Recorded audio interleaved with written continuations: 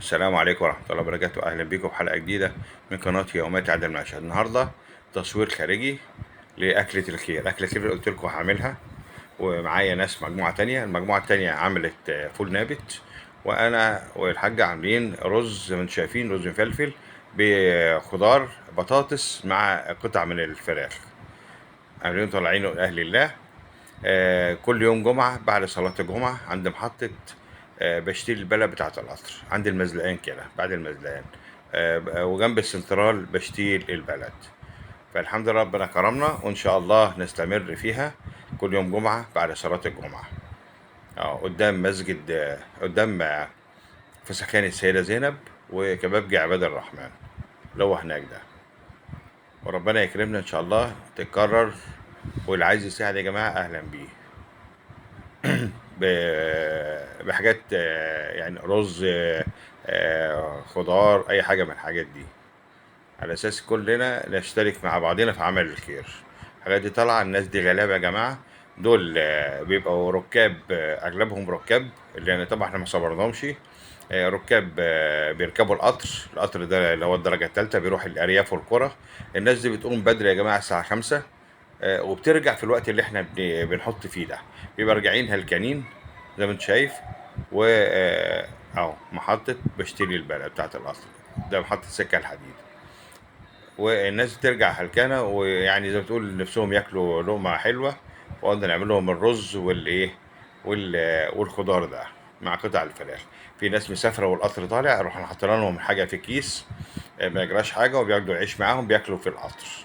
يعني حاجة على قد كده، ما فيش علب ولا كده. العلب يعني بنحاول نقلل التكلفة بتاعة التعبئة والتغليف، لكن عندنا اطباق، اللي عايز بيجي ياخد الحاجة ويقعد ياكل. لكن المسافر بيحط حاجة في جوه الكيس، بنحطها له جوه الكيس وبيستعملها على طول. يعني بياخد العيش معاه، الخبز معاه، وبيركب في القطر وياكل. القطر شعبي جدا، والناس دي شعبية جدا. ولكن الحمد لله ربنا بيقدرنا ان احنا نقوم بهذا العمل الخيري، ونتمنى ان هو يستمر.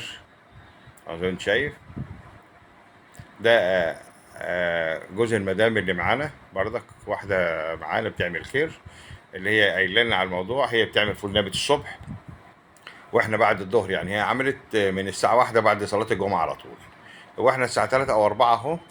بيبقى فيه الناس رواد القطورة اللي بيركبوا القطورة الشعبية، بيعمل لهم الأكل بتاعهم.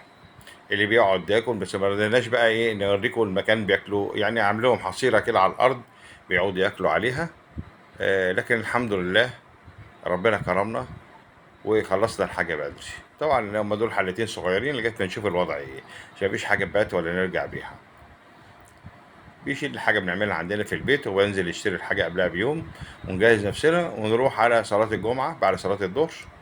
وزي ما انتم شايفين حاجه متواضعه جدا. كل اللي بيطلب نحط له رز، نحط له طبيخ، ونحط له العيش معاه. وفي معلقه، الاكل نضيف واطباق نضيفه جدا زي ما انتم شايفين.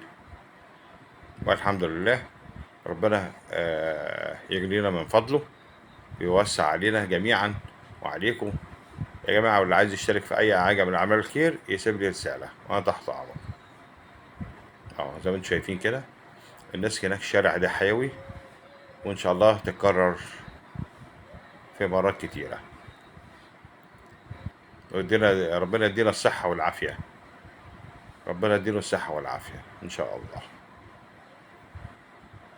طبعا انا عامل كرسي ليا، لما بتعب مفيش ناس بروح قاعد شويه عشان الوقفه بتطول. يعني السلام عليكم ورحمه الله.